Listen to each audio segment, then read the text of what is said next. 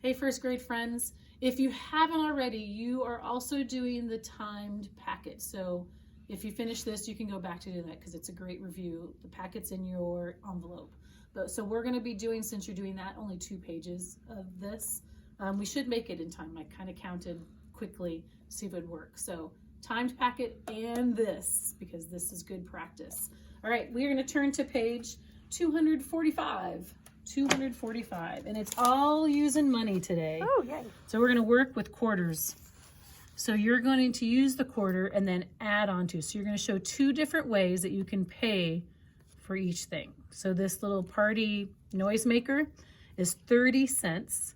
You're starting already with a quarter, and look at how detailed. Normally we just write a Q, but they went all out. If you want to use money in front of you, grab some money to use to help you, or if you already know how to do it, you can do that as well. So pause it if you need to get some money. Make sure you have quarters in there.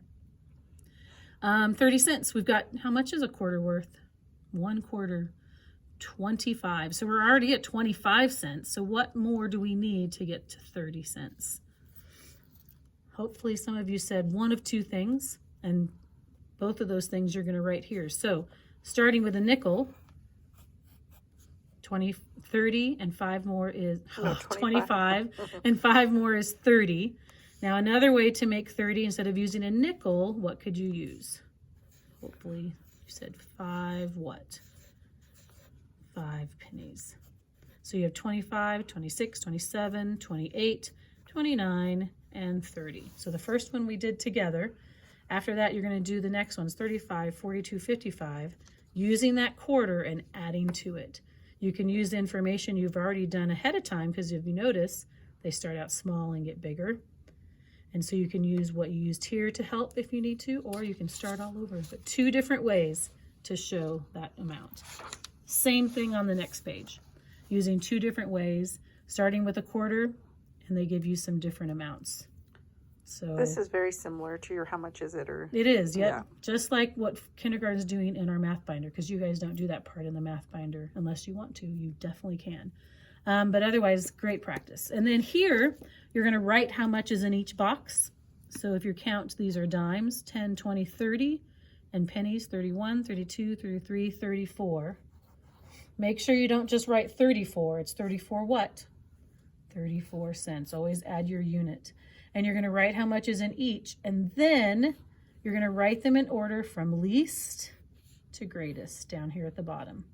The least, the middle, and the greatest after you've added this section. And then you do this section and you do the same thing, least to greatest. And then one more page is the same thing, adding the 3 amounts. Ooh, they got some quarters in here. I was wondering if they're going to add some others. Like, that was just dimes on the first one and pennies. So you're going to add them up.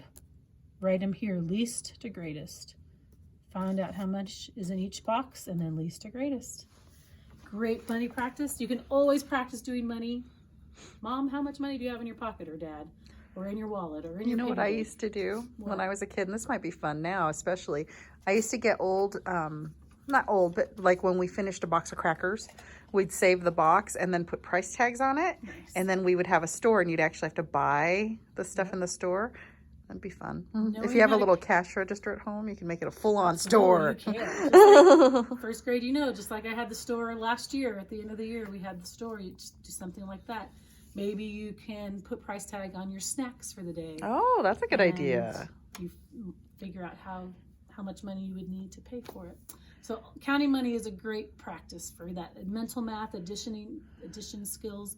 And then at some point making change. Oh my goodness. Some of you I've heard do that already. You knew if I have 10 cents and I pay 7 cents for, no, something costs 7 cents and I pay 10 cents. What kind of money do I get back if I were to What's pay? the change? So making change. Good practice. So once you know that money skills quick, then you can do that part.